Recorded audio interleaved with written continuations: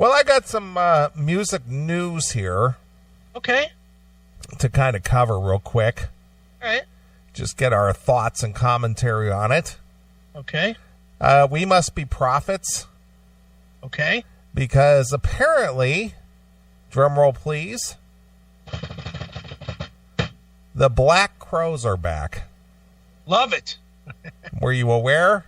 I am aware. I saw that the first 2 dates were announced. Yeah. The Black Crowes will return in 2020 with a special tour celebrating the 30th anniversary of the 1990 debut album Shake Your Moneymaker, which I played the shit out of that CD.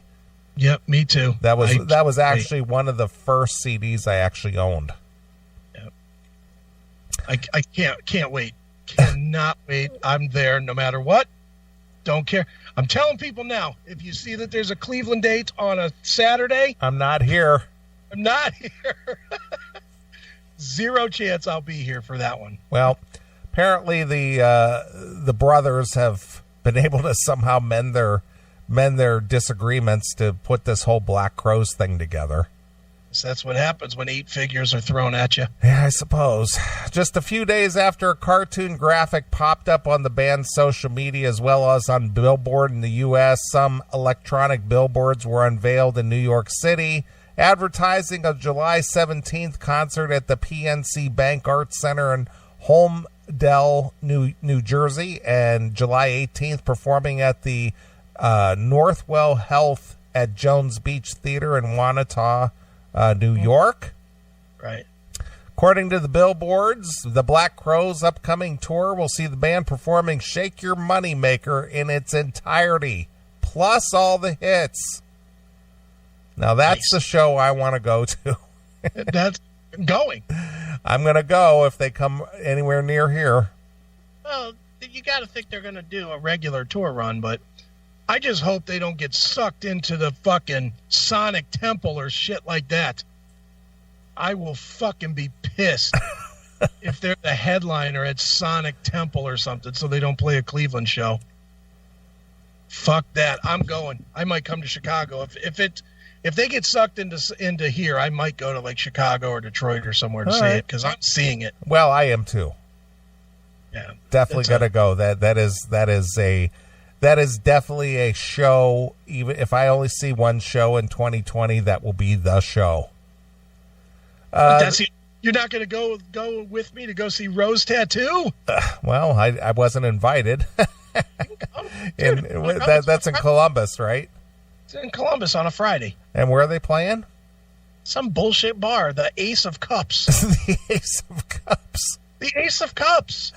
All right. I don't even care. It's Rose Tattoo, one of the very, very few that I've never seen. Yeah. Well, again, nothing beats Angry Anderson, knighting you. Chris Aiken, the Dark. One of the greatest, the Dark Prince. Yeah, the Dark Prince. Can you play that? I can. That sort of handy. I can. That's one of my. That's arguably my favorite moment in the history of the CMS. Well, dude, I thought that one out. Yeah. And it was something that I wanted to do. And he was very cool about just riffing that thing off when I asked him to. Dude, and what was funny was I had no idea what you were talking about. You started, like, there's more than just this clip. You started talking about, well, we have our own angry Chris Aiken. Yeah, and you went into this, and I was like, where is he going with this? I didn't know what you were talking about. And then all of a sudden it came into, well, we'd like you to knight Chris is Angry Aiken. And I was like, oh. And then he did it. I was like, that's the greatest moment of my fucking celebrity life. Yeah, don't ever say I never did anything cool for you. You absolutely did. All right, here we go.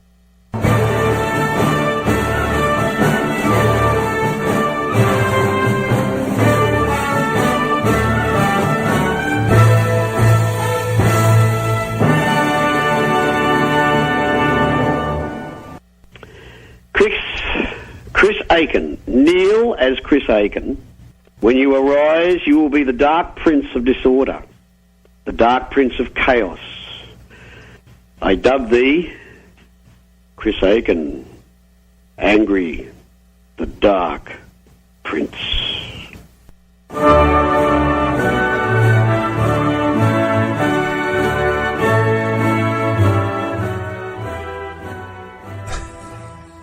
So good. So funny. The Dark Prince. That is so funny. Angry Chris Aiken. Yeah, the Dark Prince. Yeah. Oh, I'm all about it. A Rose Tattoo coming in. I hate that they announce these shows so far in advance, but you know, the show's May 20th or something in 2020. Yeah. Well, I saw Journey went on sale here for like July. Yeah, oh, dude, Hammerfall is playing at the Agora October 10th. Like 11 months from now. It's like October. Who the fuck can plan 11 months out? How do you do that? No idea. I couldn't. When I saw that it was listed, I was like, wait a minute, October 10th just passed. And Bill Peters said to me, no, that's next year. And I was like, what in the fuck? A year notice? Maybe it takes them that long to sell tickets. Maybe, but you know, I get it if it's like, I don't know, U2, Metallica. You know, I get those bands maybe selling because they have such a high, probably, you know, front-loaded cost, you know, or whatever you call it, deposit. You know, that the venue wants to have as much time as they can to make money off it. Sure. But we're talking about Hammerfall here. No offense, I love Hammerfall, but what could a Hammerfall possibly make? Well, they do have those travel expenses, so I don't know, $5,000? $5,000, I'm thinking at the most. Yeah. And if it takes you 12 months to make $5,000, stay home. Honestly, stay home. Well, you gotta admire them for trying to break into the U.S. market. I do. But that is a tough sell, especially when they have zero commercial support. Zero commercial support. So what do you think those 12 months are going to get them? I don't know. I don't know the answer. I guess they kind of leave it up to the promoter and say, hey, we'll come play your club, but man, you got to get out there and hustle and let them know we're coming. Better hurry up. You only got fucking 358 days left. Yeah. All right. Well, getting back to the Black Crowes. Yeah. The Black Crowes have been inactive since they played their final show in December of 2013. Mm-hmm. So it'll be 7 years. Right. Since the Crowes played together by the time they play again. Sure.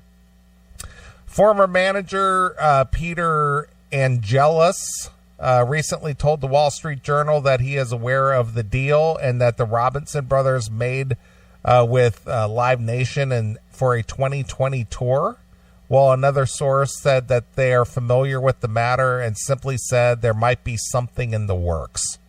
Okay. So they're back.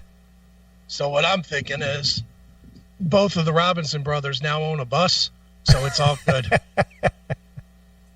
Well, that's so sad, man. Just two young guys growing up in the same home, playing music together, and now they can't even stand each other. And they hit the lottery with it.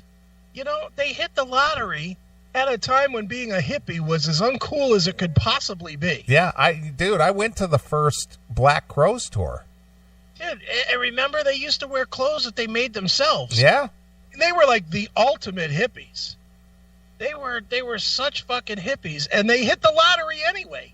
They made it at the time that Guns N' Roses' Use Your Illusion and Metallica Black Album was huge. And they made it at the same time, right in that same era. And it's like, dude, and now you guys can't fucking figure it out? Yeah, after all these decades. Yeah. Chris Robinson's out there running around doing psychedelic bullshit with the Brotherhood, and Rich, while I like the Moke or whatever it's called, the Magpie Salute, you know, he could be doing Black Crowes. Stop wasting everybody's time. I bought this when this first came out, when it first week buyer. Ooh, first week. So there it is. Yeah. I used to know the bass player on that record, Jeff Cease. He used to hang out every once in a while at the Stone, and I would run into him, and he was always trying to pimp the Black Crowes, and I was like, dude, I love the Black Crowes. Fucking young kid, stupid dork. Well, I love the Crowes, so I will definitely go see them. I will too. All right. And I love the fact that they're playing Shake Your Moneymaker just because there's songs on that record that I don't know that I've ever heard them play live before. Yeah. You know, I can't wait, man. It's going to be great. Well, somebody else who is touring and doing some, you know, some of their most popular hits. Mm-hmm. I don't foresee this coming to the U.S. I'll be surprised if there are any U.S. dates. All right. But Wasp is going to celebrate their first 4 albums on the 1984 to the Headless World Tour in 2020. Well, he can't call it a world tour if he doesn't come to the U.S., can he? That's funny you should say that, because I actually made that same comment to someone earlier this week. It's the almost world tour. Yeah. Wasp will embark on a 1984 to Headless World Tour in 2020. The trek will celebrate the hits from the band's first 4 albums. 1984's self-titled release, 1985's The Last Command, 1986 Inside the Electric Circus, and 1989 The Headless Children. If it sounds even decent, it's so worth going. Yeah. Just to hear those songs only. Yeah. Not that I dislike anything after it other than Eldorado, which was just crap. But man, those are it. Yeah, I agree. That is what you want to hear. Yeah, I mean, I wouldn't mind hearing a song or two from Kill Fuck Die, but even that, I can live without that to hear the song The Headless Children or Mean Motherfucking Man or whatever. Although he won't play that, will he? Probably not.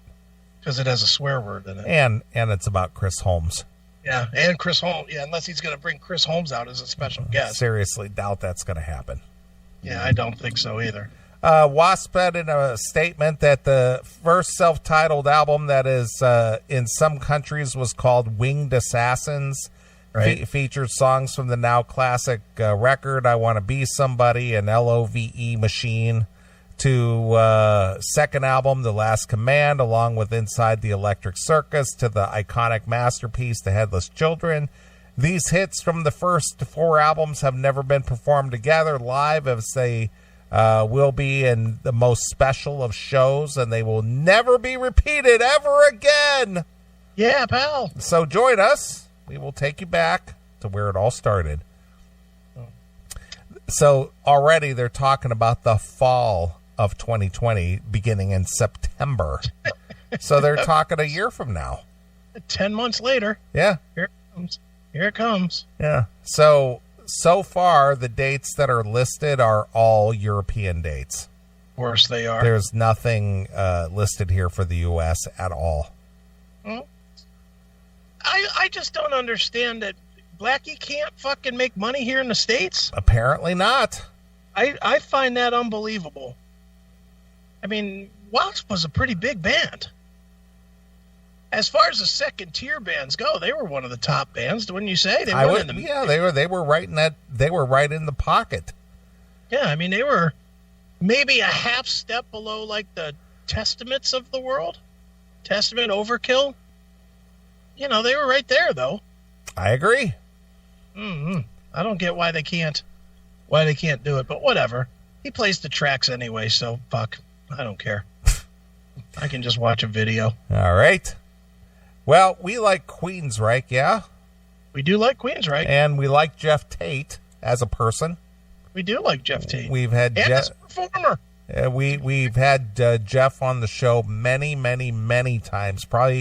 He's probably been one of the most frequent guests over the 24-year career of the CMS.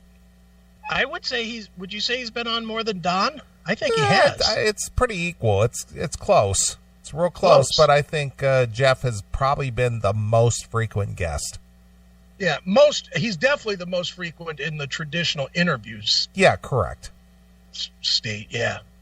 Well, former Queensryche frontman Jeff Tate is offering his fans a chance to join him on a Pacific Northwest tour in January of 2020. Great. In a newly released 2-minute video promoting the offer, Tate says, "It seems like I've been on the road for about 40 years straight. I spend more time on the road traveling than I do at home.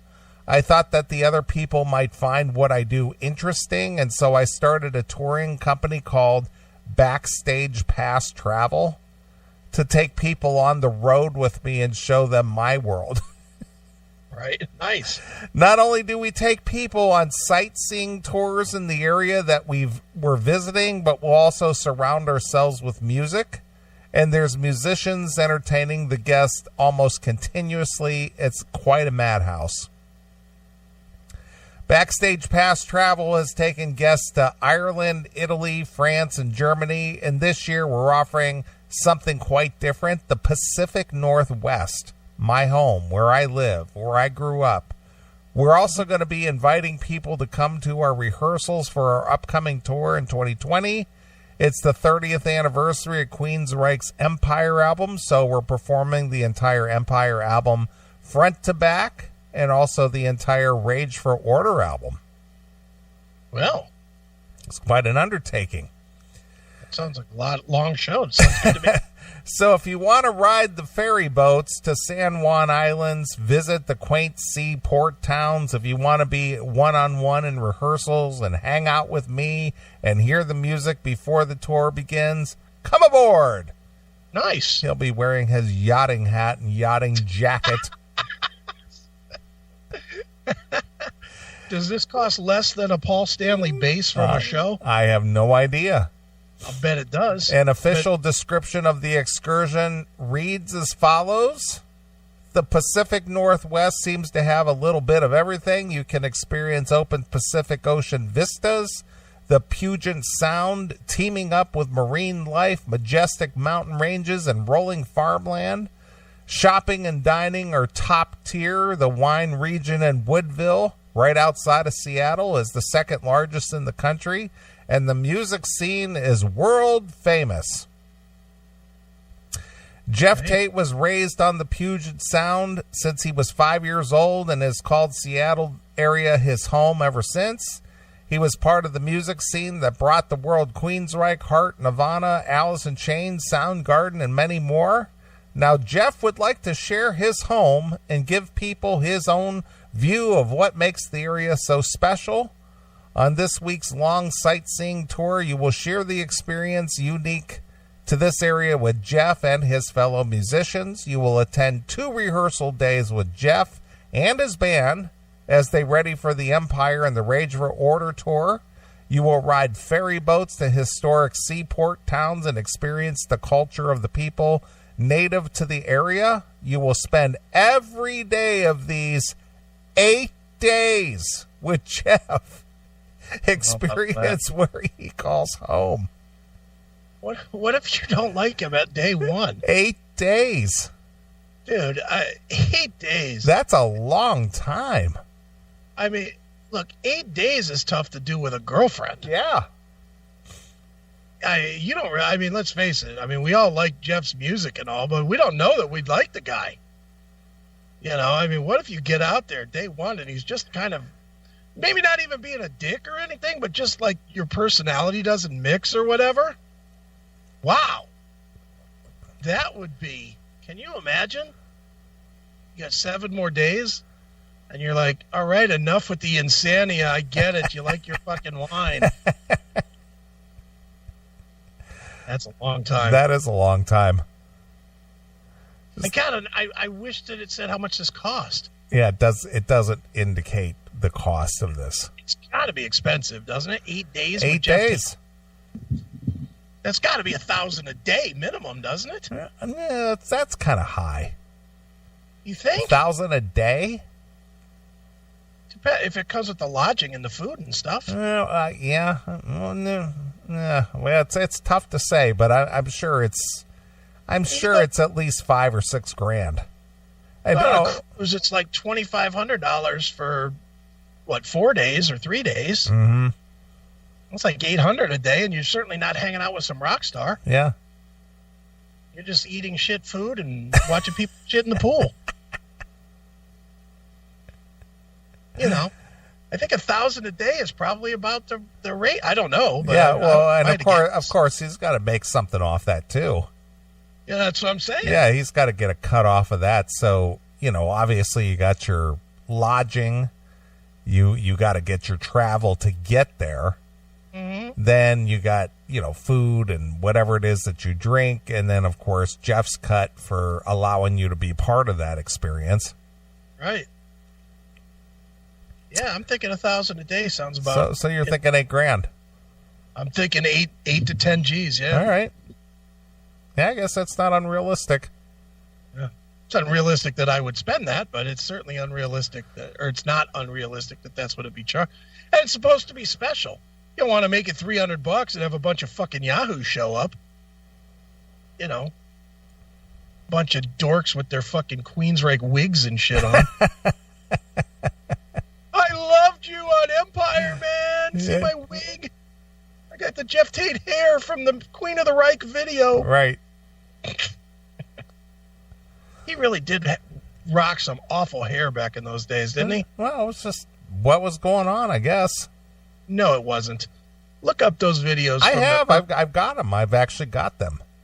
From the early Queensryche. Jeff I just remember always looking at him and thinking that he was like a combination of a guy with a mullet and, Eddie Haskell. Well, he had kind of like the whole, like almost like a flock of seagulls thing going on in the very early days. Yeah, it was a weird look.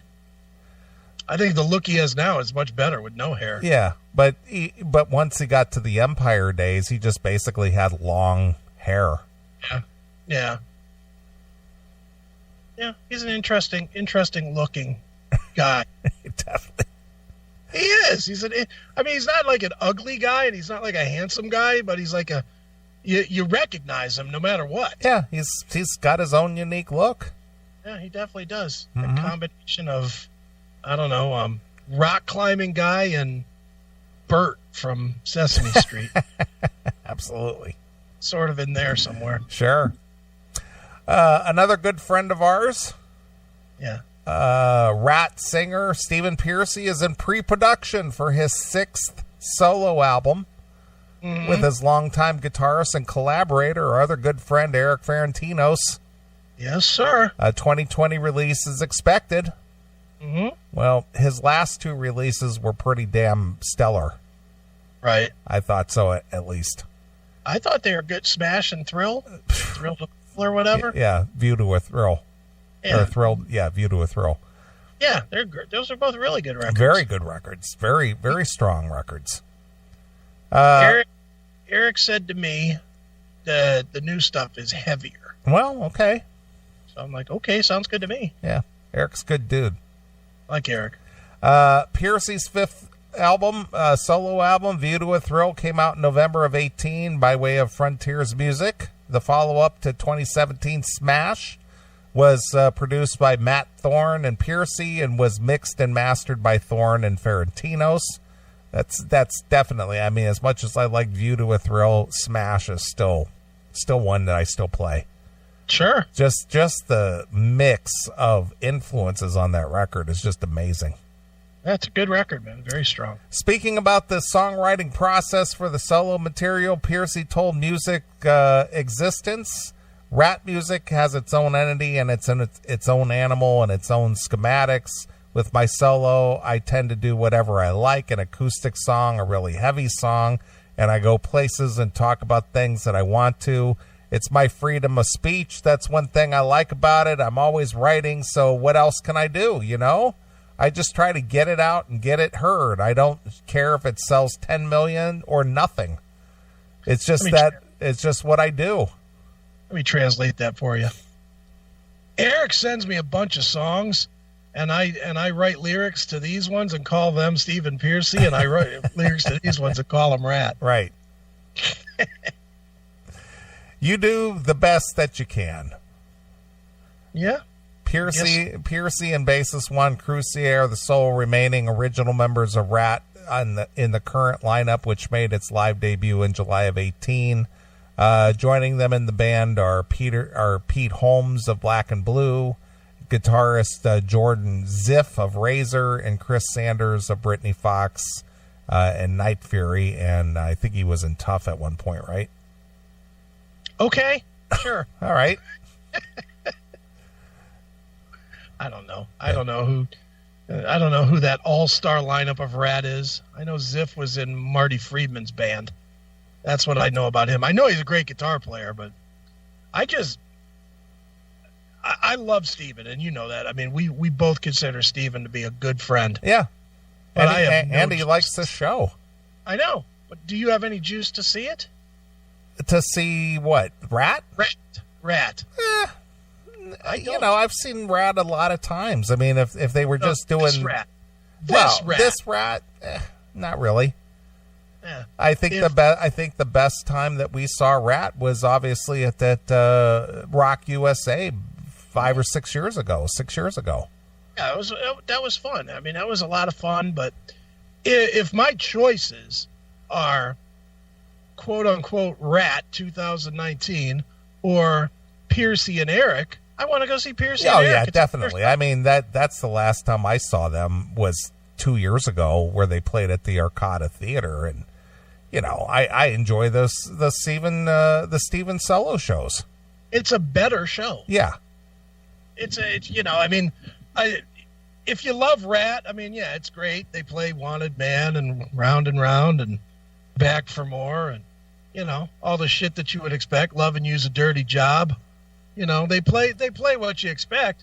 With the Pearcy show, you get some Rat, you get some solo stuff, you get Aerosmith covers, you get all kinds of shit.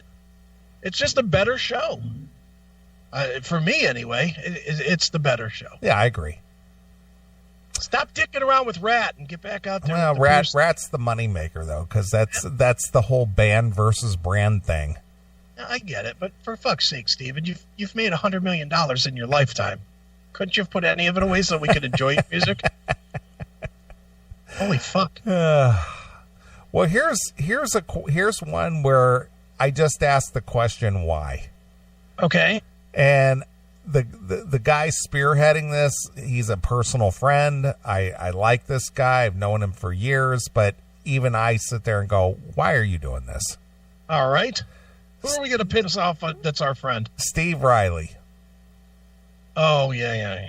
Steve Riley's version of LA Guns signs with Golden Robot Records. Golden Robot actually has a couple of decent records on it. New album is due in the spring.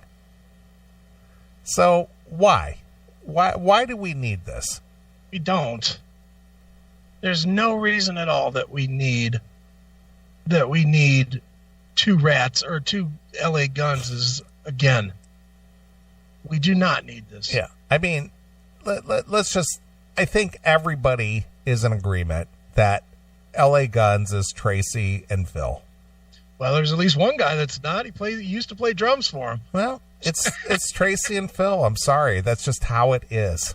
No, and I'm all for Steve making a living. I am too, but why are you bastardizing the LA Guns name? I know that he's a 50% owner. I know that was the agreement. But that doesn't mean you have to do that. Yeah. Well, it's the money. It's the money. He'll confuse a couple of casinos to fucking bring them in. Once. And the band, in fairness, the M3 performance, at least the YouTubes that I saw, which is not really a great indicator, but is a solid indicator, the band sounded okay. Yeah, they were okay. Didn't suck. No. But what do they bring to the table that's more unique or as good as Tracy and Phil? Am I going to go see that over Tracy and Phil? Fuck no. I wouldn't go see that band calling itself LA Guns versus a band that's just called Tracy and Phil. Honestly, I wouldn't. Yeah. I mean, Tracy and Phil Tracy is LA Guns. Yeah, I'll argue that all day long. Whatever Tracy's doing I know Phil carried it for a long time without Tracy, but it never felt right. He made some good records. Not going to say that some of those records were not very good. But without Tracy in the band, it just isn't LA Guns. Yeah, I agree. I mean, it's got his name in the title. And the albums that he made are the legendary records. Yeah. Whether it's Hollywood Vampires, Cocked and Loaded, Self-Titled, those are the records that count. Fucking American Hardcore or Wake the Dead or whatever, Wake Up Dead, whatever that was. Waking the Dead. Yeah, I mean, was Tracy on that? Yeah, that was a really, really heavy record. That was the one that they thought was going to finally help them reestablish themselves. But that's when he left and joined Nicky. Right, to do that fucking shit project. What Brides was that called? Brides of Destruction. Yeah, that terrible band. And Vicious Circle was a great record. That was a really good record. It was a real good record. It's one of my favorite. But when Tracy was gone, no one cared anymore. And when Tracy did 2 versions of LA Guns, really nobody cared. Nobody cared about either version of LA Guns. Now that Tracy's back with Phil, people care about that version. They're not going to... I don't think anybody's going to care, do you, about the Steve Riley version? I can't imagine it. I can't imagine either. I think we'll listen to it. I'm sure we'll get the record and we'll do a little review of it, but it might be okay, but all right. And this is where it all comes down to. And I'm going to invite the chat room to participate in this, please. Chat room, on a number between, and be serious, don't just give me stupid answers. On a number between 10 and 50. How much, if you're an LA Guns fan, how much would you pay to see Steve Riley, the drummer, and a bunch of other guys calling themselves LA Guns? What would you pay, Neely? Between $10 and $50. I wouldn't pay anything. You'd skip. I wouldn't go at all. Not even on curiosity. No, I like Steve. I've known Steve a long time. He's always been very, very kind to me on a very personal level. But would I go and pay a ticket and go to the show? No, I would not do that. I might spend 5 or 10. I might go for 10. If it was like a Wednesday or something and I had nothing else to do. See, all right, chat room, you guys are just dicks. Honestly. Did I not say, be serious, no dumb answers, no goofy answers? They'd owe me $50. I would expect to get paid to go. All right, we get it. You guys are all fucking funny. The comedians have entered the chat. We get it. Good Lord. Can I not ask one serious question on this show?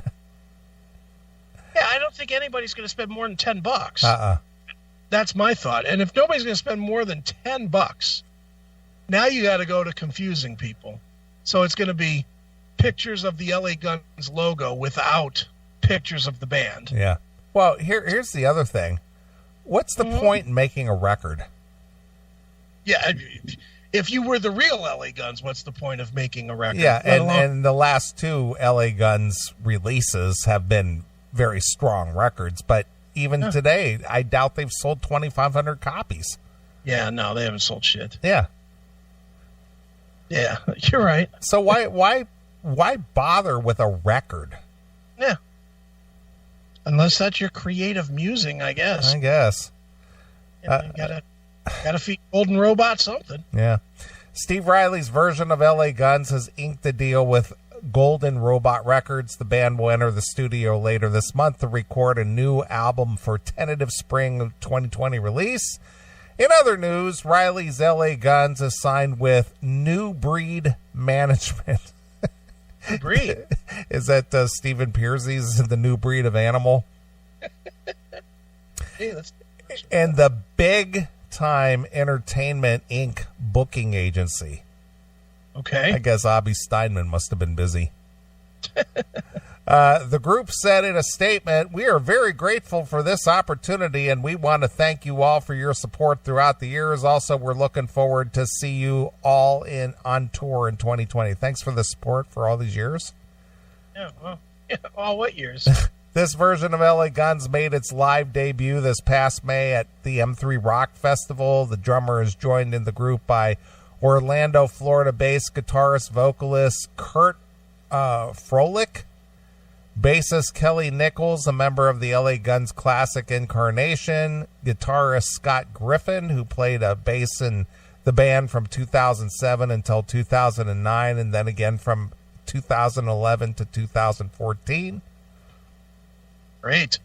M3 was the first time ever that an LA Guns performance did not feature singer Phil Lewis or guitarist Tracy Guns, who are currently playing together in their own version of the band. Oh, that's a bullet point on the resume. A dozen years ago, Froelich was recruited to front a second incarnation of Faster Pussycat. Oh, good. Hell yeah. By three of the group's original members who were unhappy with both the musical direction of the band and singer Tammy Downs' drunk and erratic performances. At the time, the bassist Eric Stacy said that Froelich fronted Faster Pussycat would perform the band's songs the way that they were written and recorded. That's when Tammy was doing the whole Faster Hitler Cat. That right. Sure. So anyway.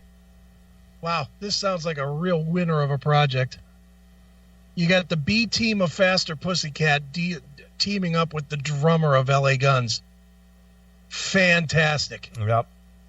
Can't wait to not experience that. There you go. And again, I wish Steve well. He's always been nice to me. But dude, seriously, you're not LA Guns. Please, I'm saying this with all the respect in the world, Steve. You're not LA Guns. Yeah. You're the drummer. You might as well call yourself Wasp too. Okay? Wasn't he in Wasp at one He point? was. He was in during the most popular albums. And I'll be honest, with Blackie not touring the States as Wasp, why don't you just have Froelich sing some Wasp tunes and come around as fucking your own version of Wasp? Right. Signed a Golden Robot and put out a new Wasp record. The Headless Adult. Come on.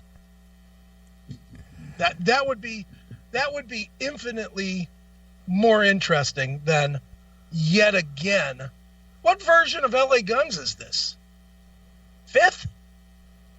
Well, let's see. Oh, see, we had original. Yeah.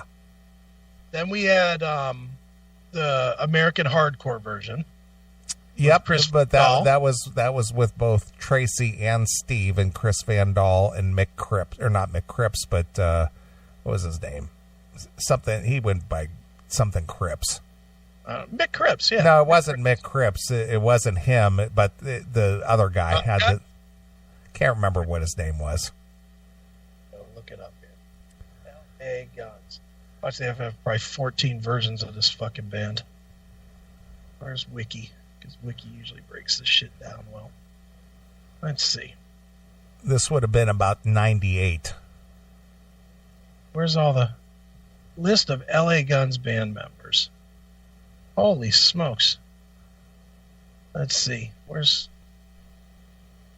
Look at this list. Jesus Christ. I think there's like 50. It's like Whitesnake and LA Guns have a contest who's had more members. All right, well, let's just go through the members, shall we? We've had current lineup of LA Guns. Tracy Guns, Phil Lewis, Johnny Martin, A. Spawn Johnson, and Scott Coogan. Former LA Guns members. Rob Gardner, Oli Bike, B-E-I-C-H-E, Mike Jagoff, or Jagoz, Axl Rose, Mick Cripps, Nikki Beat Alexander, Paul Black, Robert Studdard, Matty B, Kelly Nichols, Steve Riley, Mike Bones Gershima, Johnny Crypt, There Chris you Von go. Dahl. Johnny Crypt, that was him. Johnny. Okay. Chris Von Dahl, Ralph Saines, Joe Lestay, Jizzy Pearl, Stefan Attica, Chuck Garrick, Muddy Stardust, Brett Muscat, Adam Hamilton, Kef Radcliffe, Chris Holmes, Carrie Kelly, Chris Paulson, Stacy Blades, Scotty Griffin, Kenny Queens, Frankie Wilsey, Michael Grant, Johnny Monaco, and Shane McGibbon. That's former LA Guns members. Mm-hmm. Then there was Tracy Guns, LA Guns members. That featured Tracy Guns, Jeremy Guns, Paul Black, Nikki Alexander, Chad Stewart, Alec Bauer, Marty Casey, Jizzy Pearl, Danny Nordahl, Donnie Gray, Delania, Tony West, Scott Foster Harris, and Eric Grossman. And now we have Steve Riley's version of LA Guns, which is Scotty Griffin, Kelly Nichols, Jacob Bunton, and Kurt Froelich. So there you go. Yeah, there you are. So that band's only been together, what, not even a year? Not or even over a year. Not even a year. And they've already replaced a singer. Because Jacob Bunton was the first singer. What was his band? He was in another band that was popular for like 30 seconds. And if I gotta look it up. He was in, where's his wiki? What was that band he was in? It was just for like a second in like 2000. Lynam. Oh, Lynam. Remember Lynam? Yeah, I do remember them.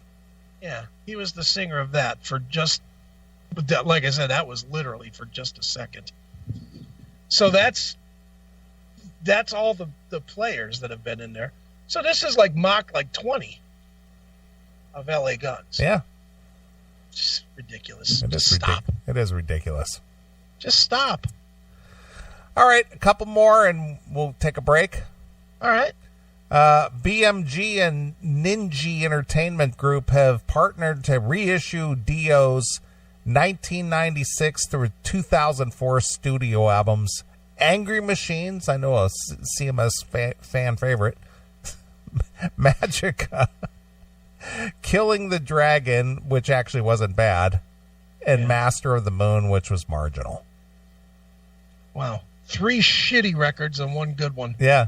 These newly remastered versions feature rare and never-before-released live and studio bonus tracks, remastered by longtime Dio collaborator Wynn Davis, with updated artwork from frequent Dio designer Mark Sasson, or Sasso, rather.